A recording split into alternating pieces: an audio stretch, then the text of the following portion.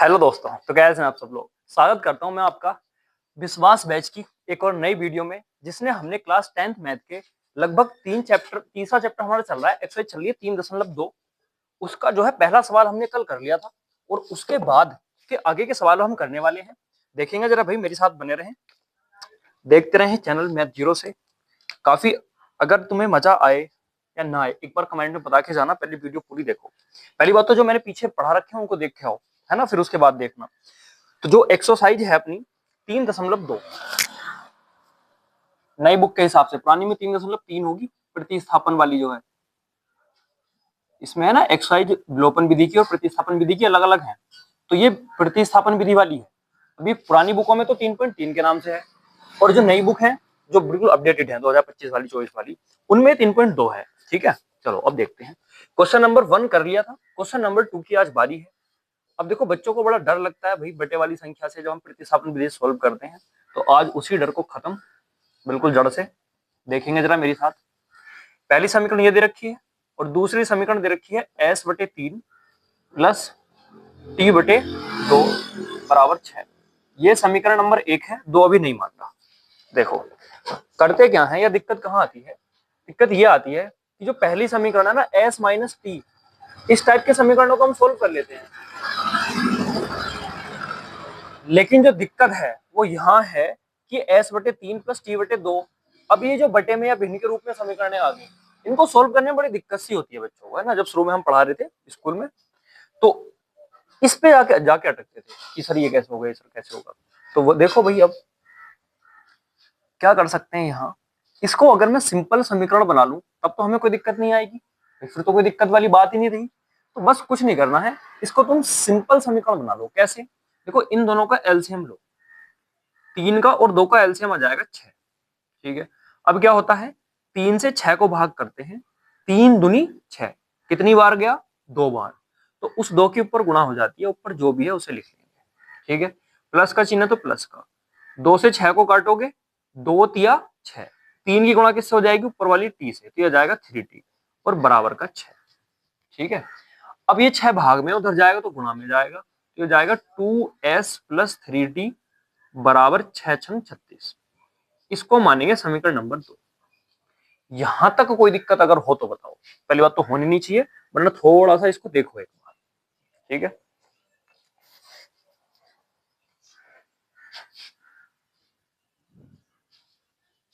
ना ना ना ना, ठीक।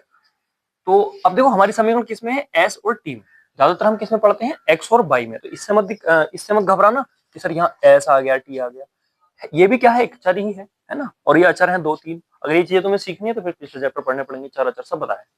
इस चैप्टर के शुरुआत में बताया, लेक्चर शुरू में बताया। तो अभी फिलहाल इनको सोल्व करना है। 2 समीकरण हमारे पास हैं और इनको हम कौन सी विधि से सोल्व कर रहे हैं। अभी हमने एक ही विधि पढ़ी है, दूसरी मैंने नहीं बताई है। आपने पढ़ ली हो तो पता नहीं, है ना, क्योंकि आप स्कूल में भी पढ़ते होंगे। वैसे स्कूल से सिलेबस आगे चल रहा है, अगर आप हमारे साथ चलोगे तो स्कूल में अभी तक यहाँ तक आए नहीं होंगे। तो जो प्रतिस्थापन विधि से हमें जो सोल्व करना है, किससे करना है, प्रतिस्थापन विधि से। इसका बहुत छोटा रूप है विलोपन, उसको सीखेंगे, मजा आएगा। पेपर में जो ना बाध्यता नहीं होती कि प्रतिस्थापन से करो या विलोपन से करो, तो विलोपन में बड़ा मजा आता है करने में, देखना मजा आएगा। बाकी यहाँ देखते हैं प्रतिस्थापन विधि से।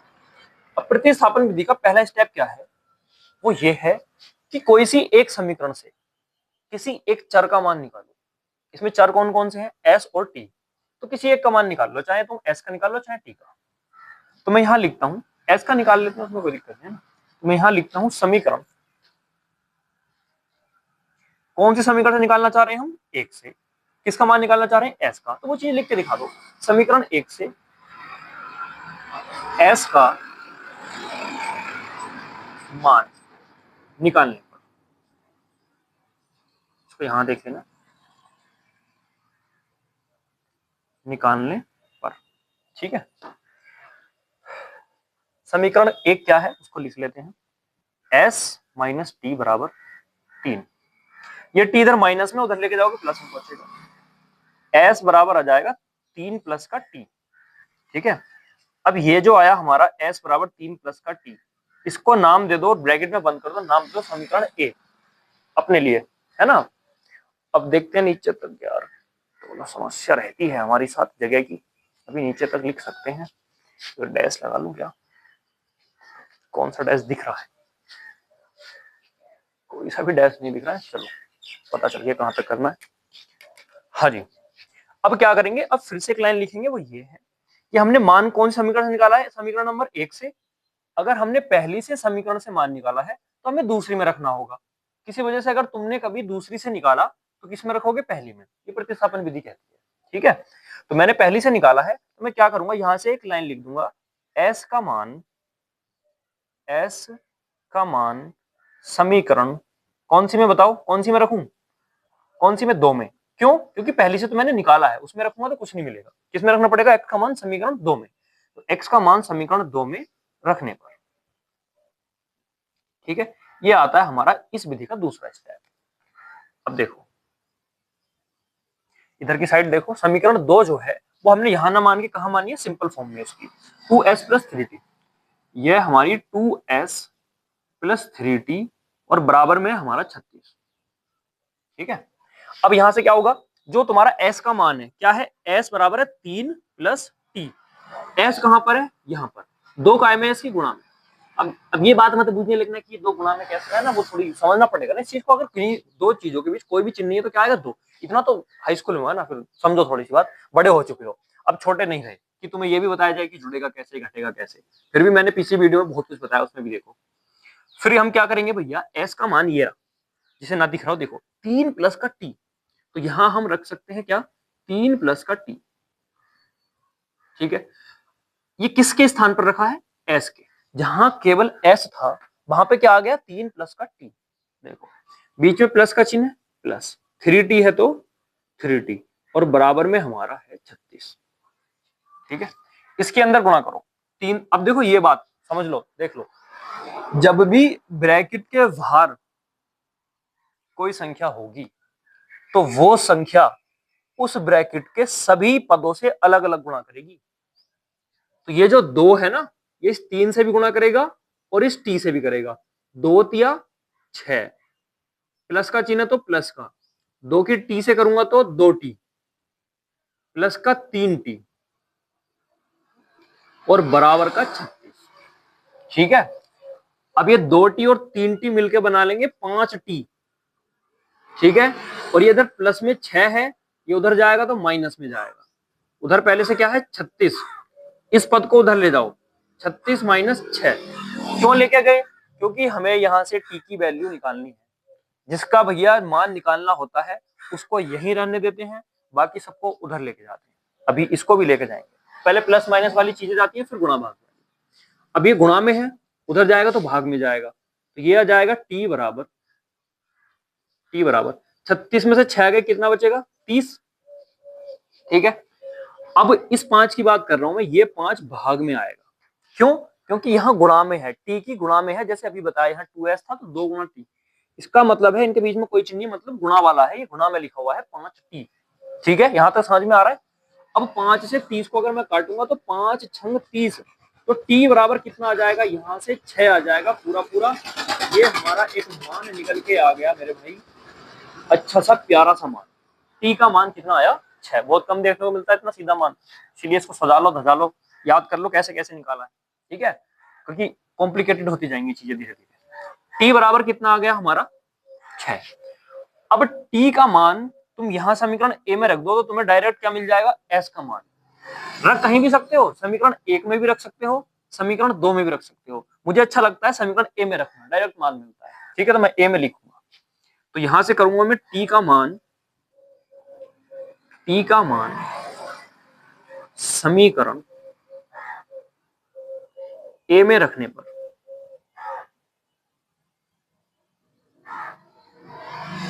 समीकरण a में रखने पर।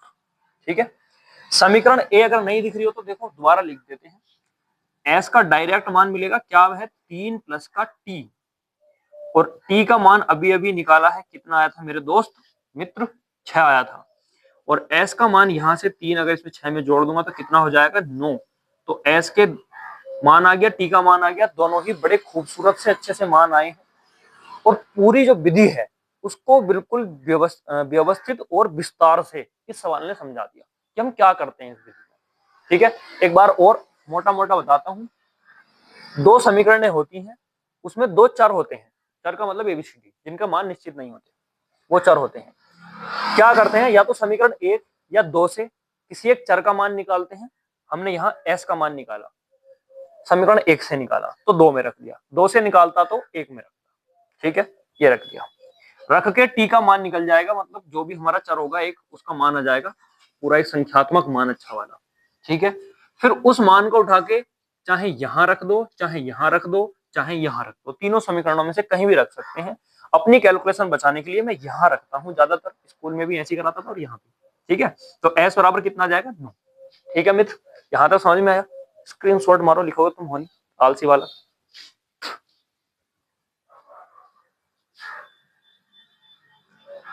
थोड़ा सा कैमरा डाउन हो चुका है भाई, इसको ऊपर कर लेते हैं।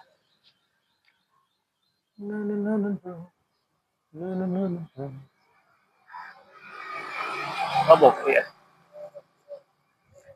ठीक है मित्र, मित्रगण, मित्रगण रफ कर दें इसको।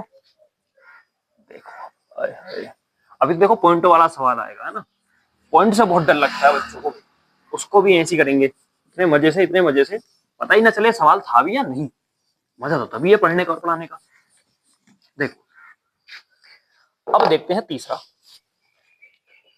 अगर वीडियो अच्छी लग रही हो और लाइक नहीं करा तो भाई विश्वासघाती इंसान हो तुम, है ना, वो वाली बात आ जाएगी, धोखेबाज वाली। तुम्हें अगर हमारी जरूरत है तो हमें भी तुम्हारी जरूरत है। लाइक करा करो, कमेंट करा करो यार, शेयर मारा करो, ठोक ठोक के फ्री है। देखो, हाँ दूसरा तो हो गया, तीसरा, तीसरे के तो मान निकलेंगे नहीं, फिर भी करा देते हैं। चलो या कर को दें तुम्हें एक बार खोपड़ी मारने के लिए, चलो करा देते हैं यार। यार छोटे छोटे वालों को, तुम छोटी मोटी खोपड़ी है तुम्हारी, उसमें इतनी बड़ी बातें जल्दी से तो आएंगी नहीं। तुम्हारी नहीं, हमारी भी ऐसी थी। कभी तुम सोचो कि ओहो हम भी ऐसे थे मेरे भाई। धीरे धीरे सीखी सब चीजें, तुम भी सीख जाओगे। देखो एक समीकरण ये रही, एक समीकरण ये रही। अब इसमें क्या है, अच्छी खासी समीकरण है, कोई दिक्कत वाली बात है नहीं। किसी से भी क्या करो, प्रतिस्थापन विधि लगाओ और किसी से मान निकाल दो। ठीक है, तो यहां हम लिखेंगे प्रतिस्थापन विधि से।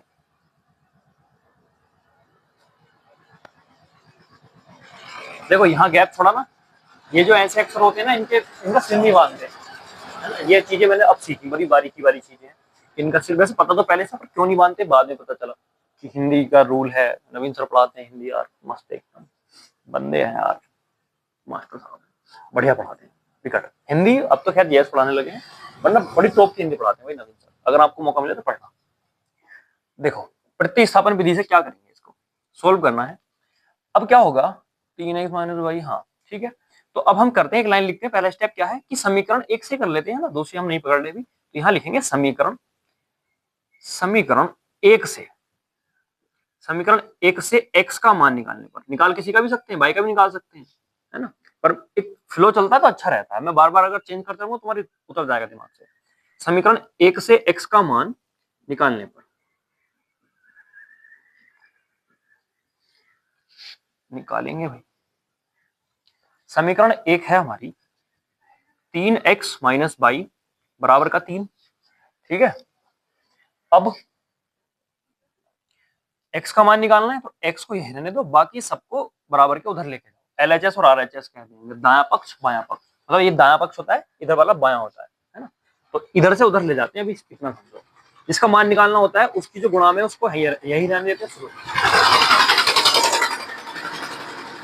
पहले जो मान जाते हैं वो प्लस माइनस वाले जाते हैं। बराबर में क्या लिखा हुआ है 3, ये इधर माइनस में, इधर किस में आ जाएगा, प्लस में।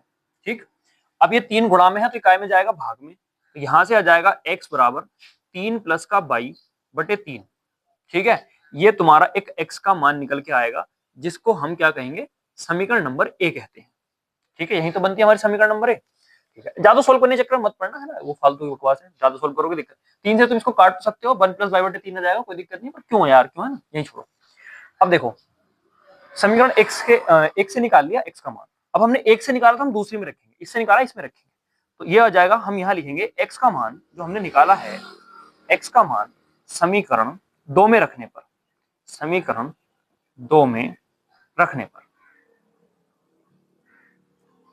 अब जो हमारी समीकरण 2 है वो है क्या, उसको लिख लेते हैं, नो एक्स माइनस के 3y, वो हमारी नो एक्स माइनस के 3y बराबर का 9। ठीक, अब नो एक्स माइनस के 3y बराबर 9 है, इसमें हमने x का मान निकाल रखा है और x कहां पर है, यहां पर।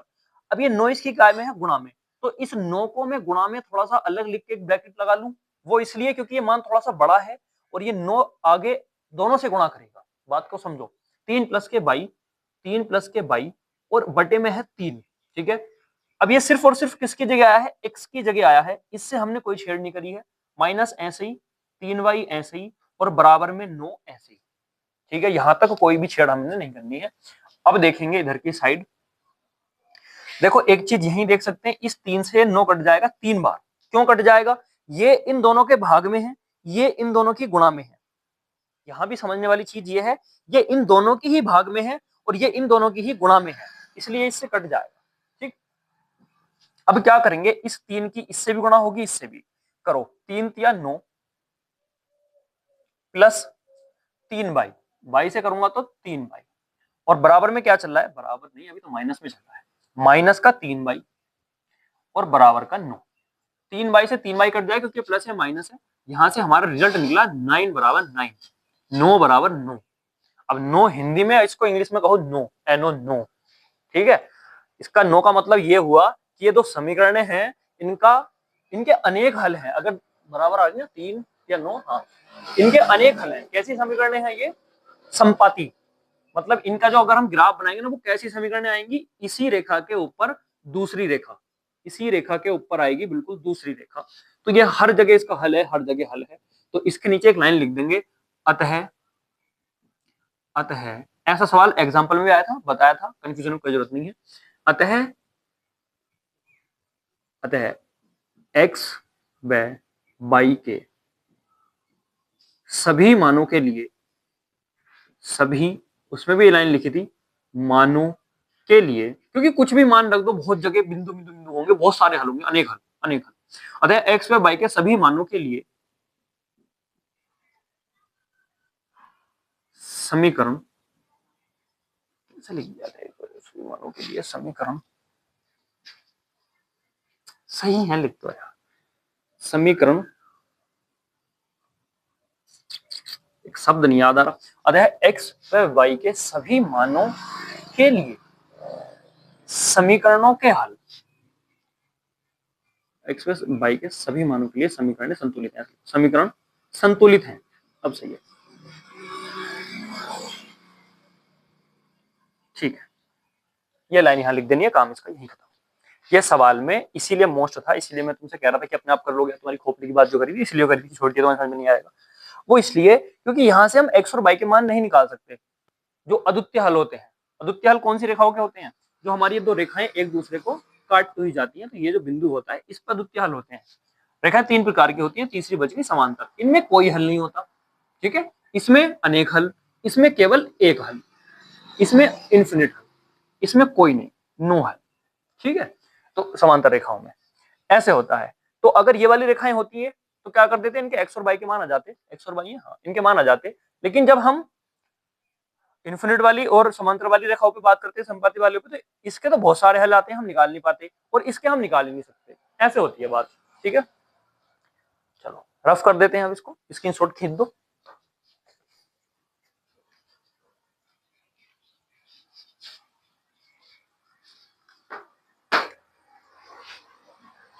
अच्छे सवाल है भाई,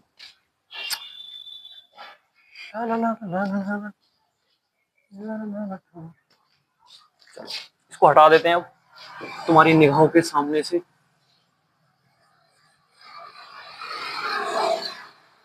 हैंग करोगे सर, इतने हल्के सवाल आ रही है, ऐसी फीलिंग नहीं भाई। बड़े हाई स्कूल का मैथ तो भारी लगने भी नहीं दूंगा अगर मुझसे पढ़ते रहे तो। एक भी सवाल ये नहीं कहोगे सर ये वाला भारी था। ऐसा हो सकता है कि सीखने में टाइम लगे, जब हम चीजें नहीं सीखते ना तो टाइम तो लग जाता है, और भारी नहीं। जैसे वो है ना, गगन प्रताप सर का नाम सुना है मैथ में? बढ़िया, बेस्ट। वैसे तो और भी हैं यार, है ना, पढ़ाई तो मैं किसी नहीं कर रहा। आदित्य रंजन सर भी अच्छे हैं। वैसे लगभग सबके कॉन्सेप्ट सेम ही होते हैं अगर आप देखो तो। चाहे आदित्य निरंजन सर की बात कर लो, चाहे गगन प्रताप सर की कर लो, और इनमें भी बेस्ट अगर देखा जाए तो हमारे राकेश यादव सर, उनकी बुक्स भी है ना, क्लास नोट्स बहुत फेमस है उनके। जैसे तुम छोटे बच्चे हो ना, वो कंपटीशन लेवल के हैं। चलो आगे देखते हैं भाई मेरे, इतना ध्यान नहीं देंगे। चौथा सवाल क्या है? पॉइंटो वाला। ओहो हो, सबसे ज्यादा डरावना सवाल। इसको देखना अभी अभी, ऐसे उड़ाओगे सर ये था क्या, ये इतना घटिया। देखो 0.3 घटिया नहीं है सवाल, अच्छा है 1.3। ठीक है, थोड़ा सा गैप छोड़ो, कुछ बताना है। दूसरी समीकरण है हमारी 0.4x प्लस 0.5y बराबर 2.3। ठीक है, अब इसमें हम देखो समीकरण 1 और 2 यही नहीं मानेंगे। हमें लगता है पॉइंट से बहुत डर भाई, फोबिया हमें पॉइंट से, यो नहीं हो पाएगा। तो एक काम करेंगे, इसी उड़ा देंगे पॉइंट को, पॉइंट ही हटा दो, फिर तो कर सकते हैं ना। अगर पॉइंट देखो, जिसकी कैलकुलेशन अच्छी है वो पॉइंट में कर सकते हैं, मैं नहीं कर रहा। एक्स का मान निकालो, इसमें रख दो, इसमें से निकाल के इसमें रख देना, आ जाएगा। जिन्हें पॉइंट से फोबिया है मेरी तरह, वो देखो मैं पॉइंट ही गायब कर देता हूं। कैसे? हटाओ नीचे 10, क्योंकि एक ही अंक के बाद तो पॉइंट था, इसको मत गिन लेना, एक ही अंक के बाद संख्या की बात। ऐसे यहां से टिंगड़ टिंगड़, ऐसे यहां से यहां हटा दिया। ठीक है, अब देखो गौर से, 1/10 कॉमन है ना, क्योंकि इसके नीचे भी है, इसके नीचे भी है, तो 1/10 कॉमन ले लिया। यहां से पॉइंट हट चुका है, 2x प्लस यहां से आ जाएगा 3y और बराबर यहां से आ जाएगा 13/10। अब तुमसे ही एक बात पूछना ये चाहूंगा मैं, ये बताओ अगर कोई चीज इधर भाग में है बराबर के, तो बराबर के इधर किस में जाएगी? सभी का आंसर आ रहा होगा गुणा, मन में आई होगी तुम्हारे कि गुणा में जाएगी। अगर भाग में तो गुणा में जाएगी, भाग में तो गुणा में जाएगी। तो 10 इधर 1 के बटे में ही तो है, भाग में ही तो है, तो उधर किस में जाएगा? गुणा में। तो बस मेरे दोस्त, मेरा बच्चा, बच्चे तुम कह सकते हैं भाई जैसे हो आप, चलो तो ये पहुंचेगा तुम्हारा 13/10 गुणा 10। ये 10 से 10 कट जाएगा। ठीक है, इस समीकरण को थोड़ा सा नीचे टेप देता हूं मैं, 0.4x प्लस 0.5y बराबर 2.3। ठीक है, भीड़ कर रही है यहाँ पे, भीड़ नहीं मांगता। तो यहाँ जो हमारी बिल्कुल समीकरण आई अच्छी खासी, इस 10 को मैं ले गया उधर, वो भी गुणा में, और यहां से हमारा बचा 2x प्लस 3y बराबर का 13। ये आएगी समीकरण नंबर 1। कितनी अच्छी और प्यारी सी समीकरण आ गई, पॉइंट खत्म बिल्कुल जड़ से। ठीक है, तो ऐसे है मजा सीखने में, सारी चीजें सीखो। अब सेम काम यहां करेंगे, बटे दस। ये 10 फिर से कॉमन आएगा, गुणा में जाएगा। थोड़ा सा शॉर्ट ले रहा हूं तुम्हारी खोपड़ी के अनुसार, जितना तुम सोच सकते हो उतना ही ले रहा हूं, इतना काम तो होता ही। 1/10 कॉमन लेते, फिर से भाग में आता है, फिर गुणा में जाता, धुआंधाड़ यहीं काट देंगे इसको। ठीक, तो यहां से अब हमारी जो समीकरण आई निकल के, वो आई 4x प्लस के 5y बराबर का 23। इसको कहेंगे हम समीकरण नंबर 2। ठीक है मित्र, ये आई हमारी समीकरण नंबर 2। बताओ यहां तक मजा आया? अरे मजा आया, कैसे नहीं होगा यार, हमारे साथ जुड़े हुए होते। देखो आया होगा, जरूर आया होगा, मजे के सवाल है। अब क्या करेंगे, वही वाली बात, प्रतिस्थापन विधि से इसको सोल्व करना शुरू कर देंगे। प्रतिस्थापन विधि से, ठीक है, क्या करते हैं, समीकरण 1 से x का मान निकालने पर, समीकरण 1 से x का मान निकालने पर, अब ये तुम्हें लाइन दिख रही होगी या नहीं वो नहीं पता, लेकिन मैंने बोल तो दी है। नहीं, हल्की हल्की दिख रही है ना, तो एडजस्ट करो यार, कोई दिक्कत नहीं, ये लिखा हुआ है निकालने पर।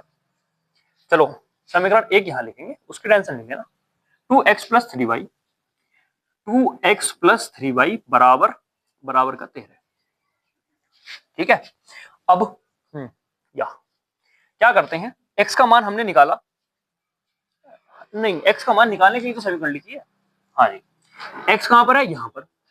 अब इस वाले पद को तो यहीं रहने दो, ठीक है, इसको उधर ले जाओ, तो हो जाएगा 13 माइनस का 3y। अब ये दो गुणा में है, कई बार बता चुका हूं, 13 माइनस 3y और इधर जाएगा तो किस में जाएगा, भाग में। तो ये आ जाएगा हमारा 2। और ये जो हमारी समीकरण आती है ना, इसको हम एक नया नाम देते हैं, समीकरण नंबर ए। ठीक, अब क्या करते हैं दोस्त,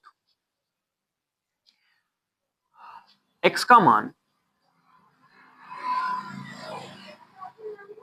समीकरण 2 में रखने पर, समीकरण 2 में रखने पर, क्यों, क्योंकि मैंने 1 से निकाला है तो मैं पक्का समीकरण 2 में ही रखूंगा। 2 से निकालता तो 1 में रखता, ऐसा नहीं करूंगा 1 से निकाल के 1 में रख दूंगा, वो मूर्खता है। 2 से निकाल के 2 में, वो भी मूर्खता है। ठीक है, ऐसा नहीं करेंगे। 2 से निकालेंगे तो 1 में रखेंगे, 1 से निकालेंगे तो 2 में रखेंगे। x का मान समीकरण 2 में रखने पर समीकरण जो 2 है वो है 4x + 5y, 4x प्लस का 5y, और बराबर में होगा शायद 23। 23 है। ठीक, अब क्या करेंगे, x का मान निकाल रखा है, ये 4 इसी गुणा में है, 2-3 बार बता दिया। अब इस x की जगह बड़ा सा मान है तो ब्रैकेट तो यूज करना ही करना है, 3y/2। ये प्लस है तो प्लस, 5y है तो 5y, 23 है तो 23। ये आना जरूरी है ना, क्योंकि इनसे हमने कुछ नहीं कहा था, सिर्फ इतनी बात हुई थी। अब देखो फिर वही सेम, इन दोनों के भाग में 2 है, गुणा में 4 है, 2 दूनी 4, कट जाएगा। अब इस 2 की इस 13 से भी होगी, इस 3 से भी होगी। 2 की गुणा 13 से करो, 13 दूनी 26, माइनस है तो माइनस, 3 दूनी 6, बाई है तो बाई। ठीक है, प्लस का 5y और बराबर का हमारा है 23। इतनी बात हुई। 6y में से 5y जाएंगे, क्यों, ये प्लस का है, ये माइनस का है, तो बचेंगे तो माइनस का, क्योंकि माइनस की संख्या बड़ी है 22, और इधर बचेगा 26, और इधर आ जाएगा हमारा 23।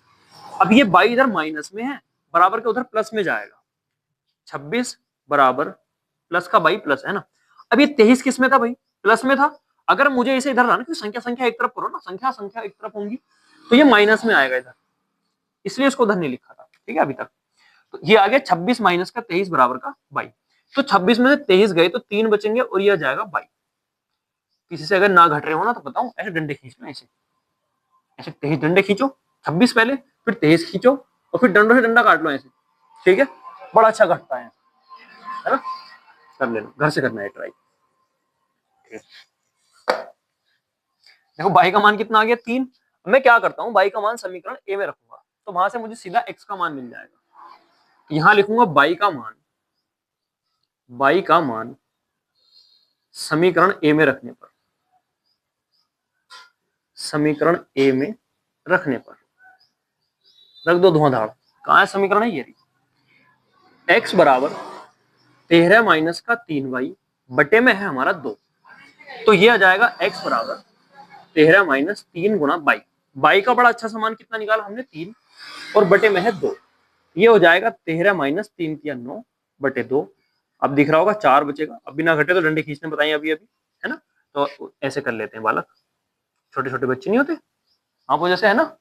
ठीक है, तो ऐसे कर लेना। ओके, लो आंसर, यहां से इसका भी खत्म मामला, पॉइंटों वाला डरावना सवाल हल कर। मैं कह रहा हूँ गुणा भी करके देखनी नहीं पड़ी कहीं, 6 5 4 3 ऐसे संख्याएं हैं। ये था भारी, बहुत भारी वाला है। करो भाई स्क्रीनशॉट लो, उतारने से तुम रहे, लोड का देख रहे होगे क्लास भी, उतारना तो छोड़ो। क्लास भी अगर देख रहे होगे ना लोट लोट के पीछे बेड पे, चलो रफ कर देते हैं इसको।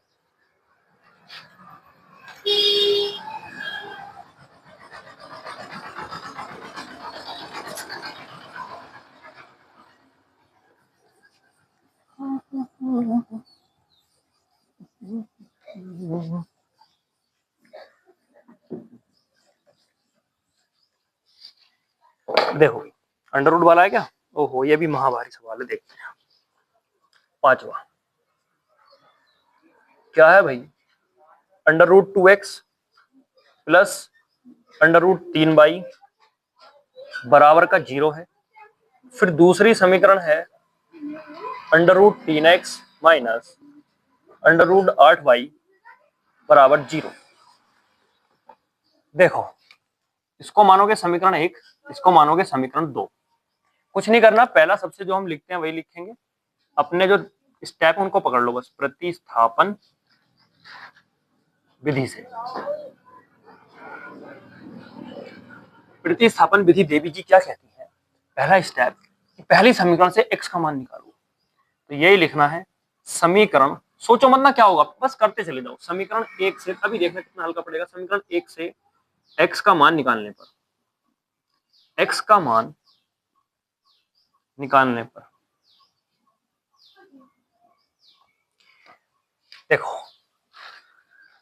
एक बड़ी अच्छी लाइन भी है कि गुमराह तो वो हैं जो घर से निकले ही नहीं, वरना मंजिल मिल ही जाती है रास्तों पर निकलने वालों को। ठीक है, कभी ना कभी अगर तुम निकल चुके हो तो कभी ना कभी मंजिल मिल ही जाएगी। तो गुमराह तो वे हैं जो घर से निकले ही नहीं, जिनको अभी अपने घर से बाहर चले ही नहीं, तो वो कहाँ तक मंजिल पहुंचेंगे, घर ही रह जाएंगे। ठीक है, तो वो वाली बात है। समीकरण 1 से x का मान निकालने पर यहां जाते हैं अपना, ये रहा x।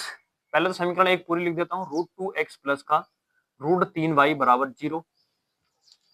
अब देखो यहां से √2x बराबर, ये माइनस से पहुंचेगी माइनस का √3y, x का मान निकालना है तो ये आ जाएगा हमारा माइनस का √3 बटे √2y। ठीक है, इसको कहते थे हम समीकरण a, ये आ जाएगी हमारी समीकरण नंबर a। ठीक है, अब क्या करते थे, अगला स्टेप होता था हमारा x का मान समीकरण 1 से निकाले तो 2 में रखते थे, समीकरण x का मान समीकरण 2 में रखने पर, 2 में रखने पर समीकरण 2 है हमारी, यहां नहीं लिख रहे यार तुम, तो हमारे बेचारे वालों को इधर लिखते हैं, √3x माइनस का √8y बराबर का 0। x की कहां रखेंगे, यहाँ पे, तो √3 तो गुणा में रह जाएगा, ब्रैकेट लगा देंगे, माइनस है, फिर √3 है, फिर बटे 2 है, फिर y है, फिर माइनस के √8y है, बराबर में 0 है। वो पूरा ऐसे उतार दिया, बस कुछ नहीं करा, ये मान उठा के वहां रख दिया। अब देखो ये प्लस का है, ये माइनस का, प्लस माइनस माइनस, 3 की 3 से करूंगा तो √3 की अगर √3 से गुणा करूंगा तो 3 आएगा, बटे में ये √2 चल रहा है हमारा, यहां नहीं लगाया था क्या, मैंने लगा दिया, बाहर रह गया था। सेम संख्या की सेम संख्या से जब अंडर में गुणा होती है तो अंडर हट जाता है और वह संख्या बाहर आ जाती है सिंपल फॉर्म में। ठीक, फिर हमारा यहाँ बाई है, माइनस के √8y है और बराबर का क्या है, 0। ठीक है दोस्त, अब हमें क्या करना है, बाई का मान निकालना है, इसके बटे में 1 मानो, इन दोनों का एलसीएम लो, कितना आ जाएगा, √2। अब √2 और 1 है ना, ये है, जब इन दोनों की गुणा करके एलसीएम आता है तो फिर तिरछी गुणा कर देते हैं, तो इसकी इससे करेंगे तो माइनस का 3y, इसकी इससे करेंगे तो माइनस, और 8 के अंदर 2 पहुंचेगा तो ये हो जाएगा √16y बराबर 0। ठीक है, 8 दूनी 16, क्योंकि ये भी अंडर रूट में, वो भी अंडर रूट में, तो ये हो जाएगा तुम्हारा माइनस का 3y माइनस, अब यहां से आ जाएगा 4 बाहर, बराबर ये √2 जो है इसके काय में पहुंचेगा गुणा में। क्यों, क्योंकि यहाँ भाग में है, वहां काय में पहुंचेगा गुणा में, ये रीजन खत्म। अब देखो जब हम इसकी गुणा करेंगे ना तो बताओ, तुम बताओ क्या आएगा, और ये आ जाएगा तुम्हारा माइनस के 3y माइनस के 4y माइनस का 7y और बराबर का 0। तो यहां से मेरे भाई y का मान कितना आ जाएगा, 0। अब कह रहे होंगे सर इतनी जल्दी, लो देख लो, ये माइनस का 7 है ना पूरा, इसकी काय में गुणा में, इसको ऐसे लो, ऐसे लो, एक संख्या ही तो है। अब ये y बराबर 0 बटे माइनस के 7, 0 की गुणा में कुछ हो, 0 की भाग में कुछ हो, सबको 0 क्या कर लेता है, 0। वेरी पावरफुल नंबर, 0 किसी के आगे लग जाए तो पूरा मान चेंज, एक के आगे 10, एक और 100, 100 एक और 10,000, लाख, करोड़, ऐसे पहुंच जाता है।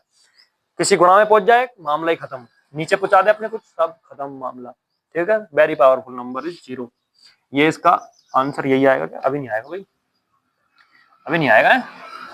बाई का मान 0, तो बाई यहाँ है तो एक्स का मान भी कितना आने वाला है दोस्त, 0।